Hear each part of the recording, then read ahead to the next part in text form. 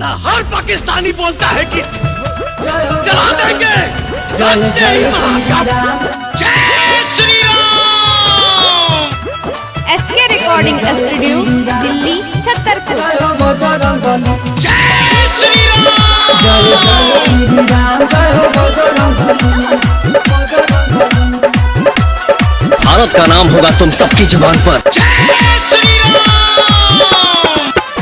लंका में डंका बाजल बड़ी, लंका में डंका बाजल बड़ी। जय जय श्री राम जय हो बजरंगबली। जय जय श्री राम जय हो बजरंगबली। लंका में डंका बाजल बड़ी, लंका में डंका बाजल बड़ी। जय जय श्री राम जय हो बजरंगबली। जय जय श्री राम जय हो बजरंगबली। जय मैं इस देश का हनुमान हूँ और ये देश मेरा राम है। सीना चीर के दिखा दूंगा, अंदर बैठा हिंदुस्तान है। जय जय श्री राम जय हो बजरंगबली। जब भरी के उड़ान चल देले हनुमान, जब भरी के उड़ान चल देले हनुमान। सीता माता के खोज तो उड़िया समान। सिया जी के ढूंढे लगले गहली गली, हाँ सिया जी के ढूंढे लगले गहली गली। जय जय श्री राम जय हो बजरंगबली। जय जय श्री राम जय हो बजरंगबली। जय हो श्री राम। जय जय श्री राम राम। जलते हुए दिए को परवाने क्या बुझाएंगे, और जो मुर्दों को नहीं जला पाते वो जिंदों को क्या जलाएंगे। जय श्री राम। 2 गज जमीन नसीब नहीं होगी दफन के लिए, अरे मरना ही है तो मरो वतन के लिए। लड़कियां भी अपना दुपट्टा उतार देंगी तेरी कफन के लिए।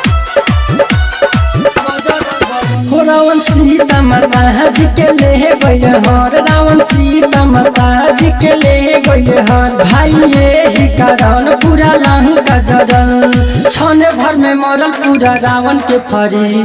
हाँ छने भर में मरल पूरा रावण के फरी। जय जय श्री राम जय हो बजरंगबली। जय जय श्री राम जय हो बजरंगबली। भारत का नाम होगा तुम सबकी जुबान पर। जय जय श्री राम। नहीं तेरी कुछ भी तू सर पे चढ़ जाता है, तेरे जैसे कुत्ते को हमको समझाना आता है। जय श्री राम। और हिंदुस्तान में रहकर पाकिस्तान की भाषा मत बोली, न तो तू का कभी तक नसीब ना हो, नसीब ना। जय श्री राम। जय श्री राम। रंजन जप राम राम चंदन छोड़ी के तू काम। रंजन जप राम राम चंदन छोड़ी के तू काम। बबलू रह तू खुश बाबू मिली खूब आराम। राजा अभिनाश भजन गावे हर घड़ी, हाँ राजा अभिनाश भजन गावे हर घड़ी। जय जय श्री राम जय हो बजरंगबली। जय जय श्री राम जय हो बजरंगबली। जय हो SK recording studio Delhi Chhatarpur. Mobile number 99 10 27 77 39।